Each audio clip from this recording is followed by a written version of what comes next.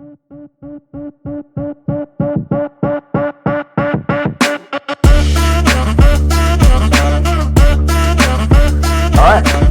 back. We are back to Holy Shanks after a little bit of a layoff. Welcome back, audience.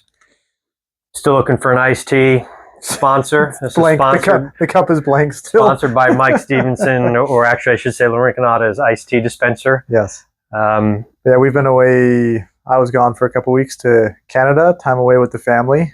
12 straight days of camping with 5 kids.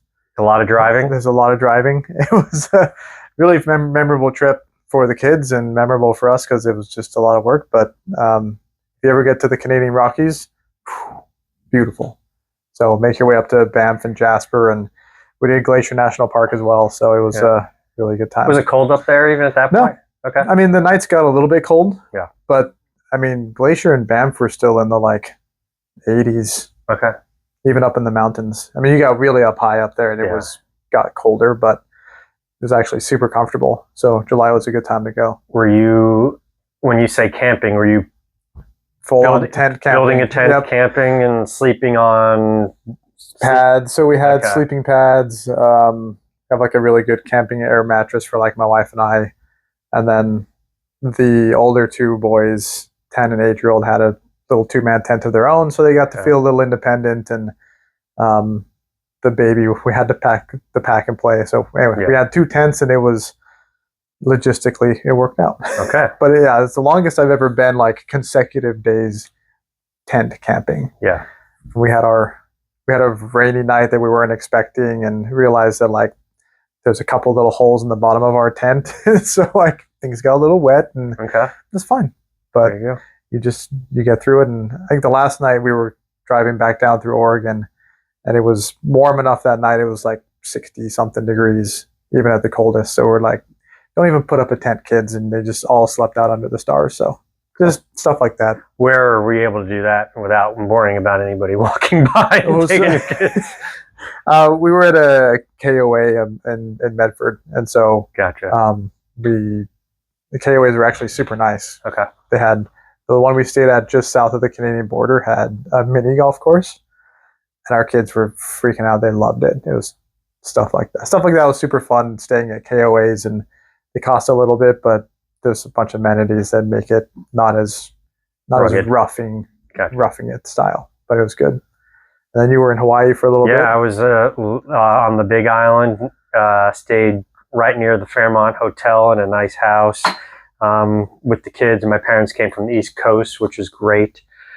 And just relaxation, pool time, snorkeling time, a little paddle boarding, a little kayaking. Sadie and I did a little paddle boarding together, and some snorkeling with the kids, which was fun. Were you able to stand up on a paddleboard? Yeah, I'm able to stand up on a paddleboard. I've tried. I think I've only tried on lakes and stuff like that have a little choppiness, and I have no chance of standing up on those. The only bad thing was on one of the days it was really, really windy in the morning, but I still went out because it looked calm, but I think it was because the wind was going out, the current was coming in, so they were fighting each other, so it looked good. I got out through a little bit of the cove, and all of a sudden I felt like it was way too hard to paddle, but the current was really taking me out quick. So I got on my knees to paddle a little bit faster because it was getting a little rough, and that was going nowhere. So I needed to lay down. And thank you, Andy. This is our general manager, everybody, throwing hot dogs. Hot dogs. We'll have to tell a story of that another time. Another time. I think you might want to dispose of that, so it's not on film. So I get out there and I'm paddling, and then I'm on my knees trying to turn around, and I'm not going anywhere. It's so hard with the wind. So I had to lay down and start paddling in with my arms. And I was at one point I was nervous. I didn't have a life jacket on, and I was getting kind of pulled towards some rocks, and I was almost like, well, if I got to yell to get somebody's attention at the beach, I think I might be able to, but I got it. And I tell you what, I would never want to be in that. I mean, obviously you have a paddleboard, so you're not too worried about it, but it was windy, and I was the only one out there. It wasn't like there were other people around. Right. So that was it. And then, no, we had a good time, except almost the second to last day, I cut my foot on some coral when we were snorkeling. So I had to go to urgent care. Thanks for health insurance to take care of that one, but we're good. Sucks. Yeah. But no, we're back from Hawaii. We're back from our breaks, just about.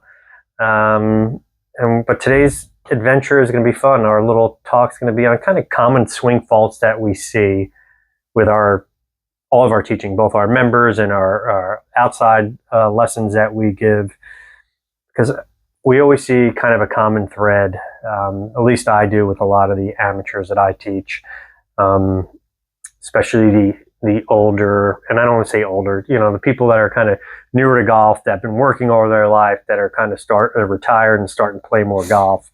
See a lot of common themes in their golf swing. So we're going to talk a little bit about that, and then maybe a little bit about our philosophies. We'll see how long it takes and go from there. Yeah, for sure. But I mean, I remember when I first started like trying to be a golf professional, and at some point you have to like teach your first lesson. Yes. And most of the time, if you're getting in the golf industry, it's because you've played golf, sometimes at a higher level, or you just have a huge passion for the game. But most of the time, you are good enough at golf yourself to be dangerous and understand general concepts of how the swing work and over the top, and you get all the terminology. But I remember one of the first lessons I taught, you can see all the things that are wrong, but it takes a lot of time and practice to like know how to go about it, to make certain changes happen. I remember this first guy that I taught, I'm pretty sure I didn't charge him because I just tried to fix everything, like his posture, his grip, and I could tell he was coming over the top, and he really wasn't making good contact with the ground. Like he was having a hard time finding the ground and the ball, and all these things. And by the end of 45 minutes, all I could do was have him do like little like half swings because I feel like I'd messed him. I tried to change so many things all at once that he literally couldn't even make contact with the golf ball. And I don't know if you've had similar experiences early on, but like it's really tough and demoralizing when you're like, I just tried too hard. And although the stuff I was teaching him was probably correct, like it's not useful all at once. Yeah, and what we see with most newer instructors is they're, again, as you said, almost too nervous. They don't know, they can't pin down the one thing they want to work on to then hopefully change X, Y, and Z. Mm-hmm. Try and really find out the root cause of the problem and then work on it and then see if other things improve. And that's kind of really, as instructors, what we're trying to do. We're not trying to change each piece. We're trying to change one piece that will then change a lot of pieces as it goes down the kinetic chain. Right. And it's fun to find those sweet spot things of like, hey, look, if we make this, call it small adjustment, here are the 2 or 3 things that it'll adjust along the way without you having to think about it. Just think about this one thing, and these other things get corrected, and that takes a long time to figure that stuff out. It takes a bit of time, but I always remember one of the best instructors I ever been around, Mike Bender, when I used to take lessons from him. It was, he say very little. He wouldn't say much. You would watch and comment, good, great, closer, but it wasn't, well, you did that wrong, that swing, that wrong, that swing. Nope, not there. We're working on something. Like, just, hey, here's what we're trying to work on, and really keep it simple. Right. Or, again, like you said, you gotta really make sure you make it simple enough, and always ask questions to your instructor, your students, when you say, hey, if they did it well or they hit a good shot, well, what'd that feel like to you? Because you can tell them, oh, look, that was great. You must have felt this. But you don't know what that person's feeling. They could have felt like they, just flex their ab muscles on that one. We don't feel the internal feelings of other people. I'll ask them, like, what did you change? Like, obviously I've told them what they should think about changing, but oftentimes when they parrot that back to me after a good shot and they did do what I wanted them to, sometimes it's like, you didn't even think about the thing that I told you to. You were thinking about like, oh, well, I'm trying to maybe get more weight on my left side. And it's like, sometimes it goes well and they do get that result. And other times I'm like, dude, that's not at all what I'm asking you to do. Yeah. Just got lucky. But if it's something that's repeatable, that after a while that's what they do, well, then that's their thought. Sure. Because that's their feeling. Yeah, I talk about like cues. Like, what are your cues to get the change that you want to actually happen? Because it can't come from me. I'm guiding them, but they have to be self-aware of like, okay, what are my internal cues to make certain changes happen? I enjoy, as much as anything, like the technique, just helping them through the learning process. Like, even asking them, like, how do you feel? Are you are you a feel learner? Are you a visual learner? And just trying to figure out how they process information and how they, like, engineers is a completely different person than an artist to teach. And engineers are tough because they want the data, they want the numbers, they want to understand why I make this change. Does the club do this or whatever? So there's so many different people. Pretty crazy. Yeah, no, I mean, most of the time nowadays, what I see with a lot of our lessons, men, women, mostly men and women. Little kids is a little different. And little kids, it's still a little bit about strength issue. But what I mostly find too is too much stress and tension, not understanding how to, hold the club in a manner where they can use their wrists and the club can move. And the club can move and actually swing and release this energy coming in.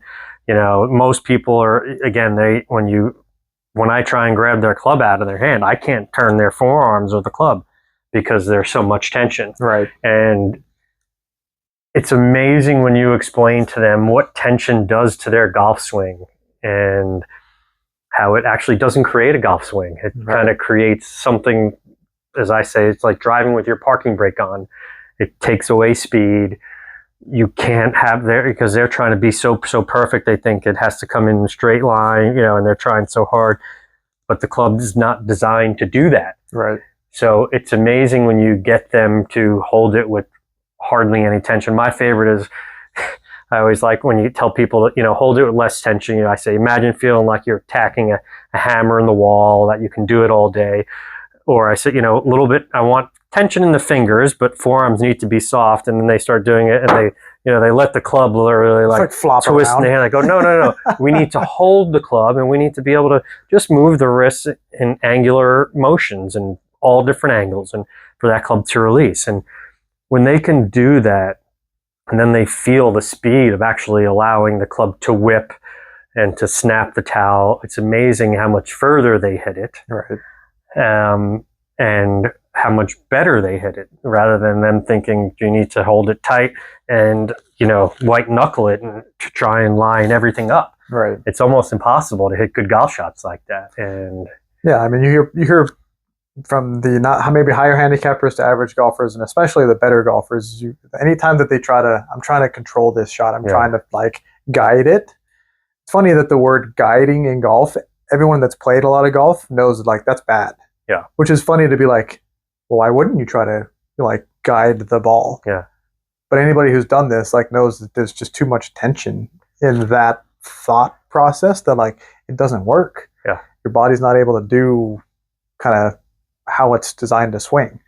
And the analogy I like to say is like, especially when the Olympics is going on, like Summer Olympics, gymnasts and stuff, I was like, you watch these people do these ridiculous athletic feats and flips and all these things, and I was like, do you think that their like muscles are like tight? Yeah. Like there's no way they could do any of those athletic movements and have like their forearms and their arms or their legs like tight. Yeah. No, they're very loose. Yeah. But they're still doing things that require ridiculous strength. Yes. And so it's like having that balance is, again, when you're trying to control things and you've got all that tension in your arms and your forearms, like it's got to be really tough to make it work. Really tough, and as we say, it's really hard to get the club face back to square from no matter what position it is, because again, this is golf, geometric, something linear force, whatever it is. This club head is designed to square up at some point in different matters, depending on how you take your backswing and how you're bringing your release pattern into the ball. But this needs to get back to here at some point. And if I'm holding it tight, I mean, it's just going to drag. I'm dragging, and then I'm I'm struggling to then turn it over or do something, and you just don't. impart any energy on the golf ball. Right. And the golf ball goes nowhere, or it goes nowhere and right. So it's just amazing for me to see. I sometimes wish we could have people hit shots with like little tennis balls, or or tennis rack, and just learn how to swing and just use their wrists a little bit more and watch them hit the ball far. Right. And then have it go out there, so they can go, oh my God, well, I can actually do this and make it go. Yeah, it was cool. Our assistant pro, Cohen Pross, he kind of restructured our junior summer camps this year in a really, really good way. Very much focused on like very lightweight clubs, hitting tennis balls, focused on speed, which is, it's funny to see the philosophies that have changed, especially around junior golfers over the couple, maybe a decade plus. 15, 20 years ago, it was very much like fundamentals. Yeah. Like you have to get the club in the right spots and you have to make great contact. Maybe you don't hit it as far, but like you have to stress like good form. Yeah. And now it's speed, it's athleticism, and can you make the club whip as fast as you can? Yeah. And it's an athletic move. Like you're going to eventually figure out after many repetitions of doing it, like how to hit it. Yeah. And teaching adults that way might be beneficial. Like, hey, put a really lightweight club in their hands and be like, I'm not even going to care where it goes. Just fire away. Yeah. I mean, a couple times in some of our ladies' clinics, all we did was getting them to set the club a little bit sooner, because most of them don't know how to set the club properly. They use their elbows and not their wrists to set the club, so their lever system's all screwed up. So I said, hey, we're going to take and make an L and then another L, but we're going to rip it on the way down. We're going to, I want you to swing as hard as you can, because again, I shouldn't say nobody, a lot of the amateurs nowadays from 40 years and up don't know how to rip it. They don't, the ladies aren't used to trying to kill it. Older men aren't able to kill it. So it's like getting them to swing fast and be okay with it.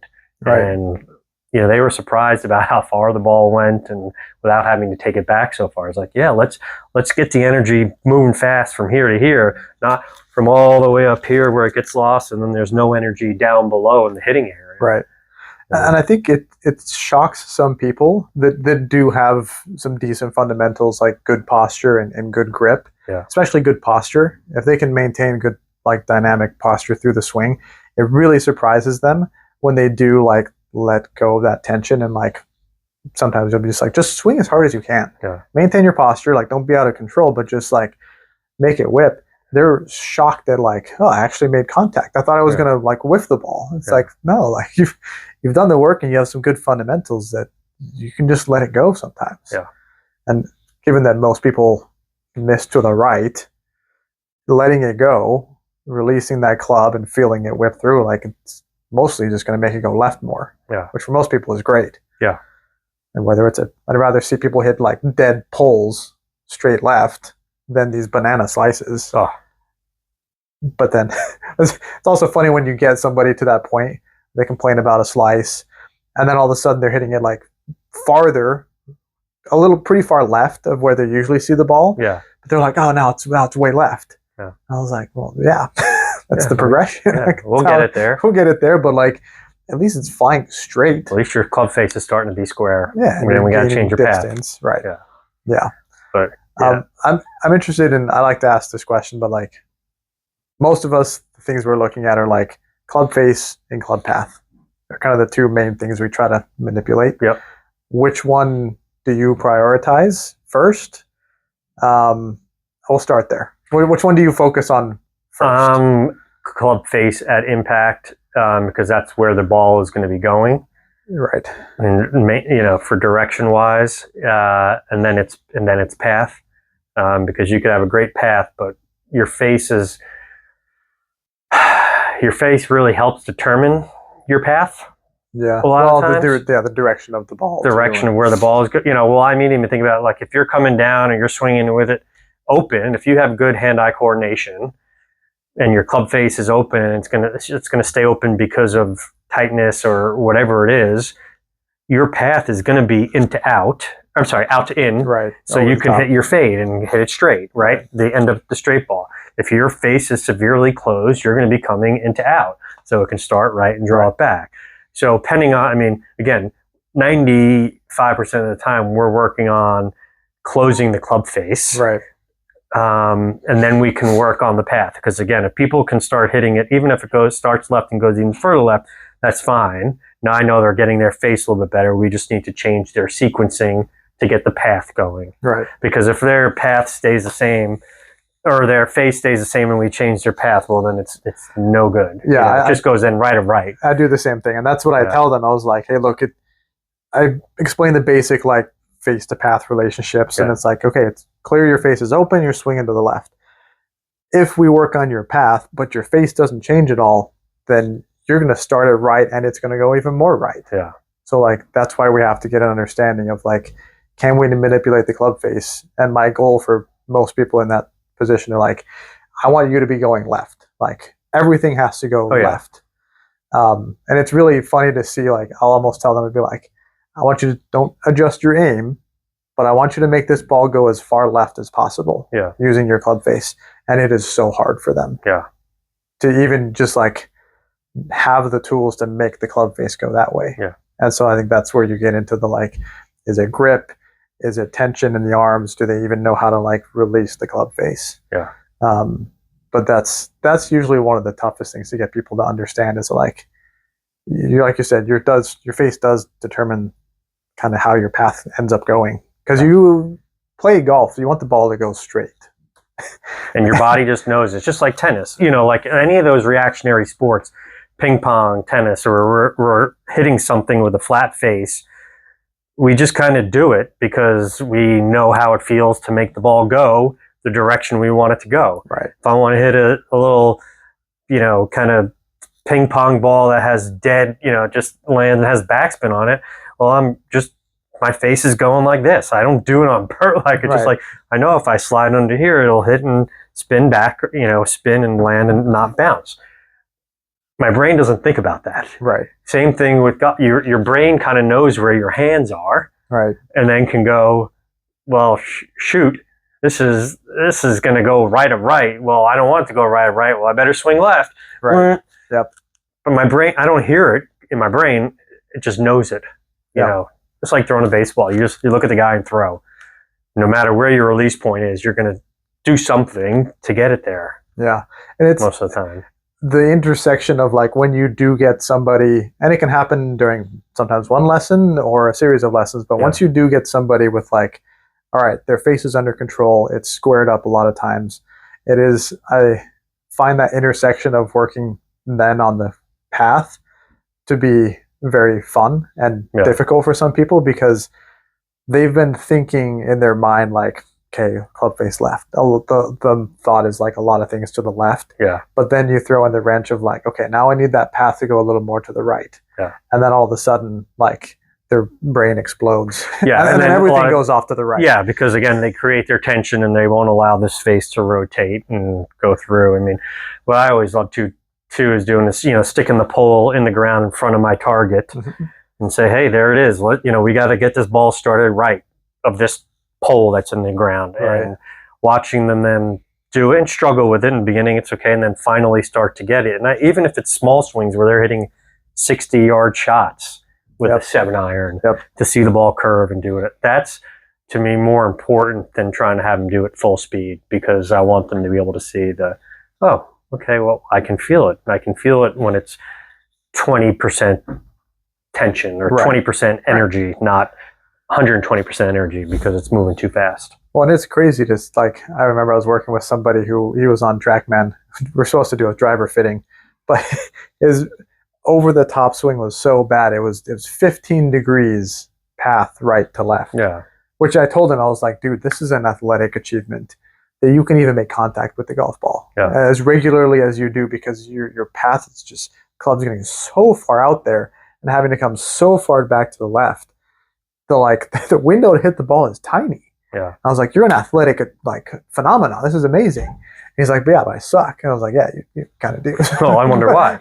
Let's bring that down to 5 degrees and then to 3 degrees. And but getting people to change that path, especially at that extreme, like I'll say things like, we got to get you feeling like you're going to end up feeling like you're swinging something to first base. It's that extreme, but then because you've done the club face work, they're shocked that when they try to swing dead right, that the ball actually like goes left. Oh yeah. Of where they think it's, because usually if they think they're swinging to first base, they're actually like more neutral. Yeah. Or they're probably still because over if you're the top. 15 degrees over the top, I think I got him down to like anything 6. Even down the line or down to the pitcher's mound is going to feel like 40 degrees to the right. Right. Yeah. So it's always funny to like see them struggle with that like reality of like, dude, that path has really got to feel extremely to the right. Yeah. And I remember when I was young, and like a lot of times you just kind of deal with what you have to a certain point, and you're just like, I can't get any better. Yeah. Like my ball's curving 30 yards to the right. I've told people, like, when I was a freshman in high school, I just aimed 30 yards left because I knew it was going to come way right. But then I started playing with like junior tournaments and high school kids who were hitting it 50 plus yards past me with probably the same swing speed. And I was like, time out. I can't do this. Yeah. Like somebody has to teach me how to like get from the inside. Yeah. And it worked with my uncle, and it took a while, but it can be trained even at an older age. Like it just takes getting all those feelings down right. Yeah.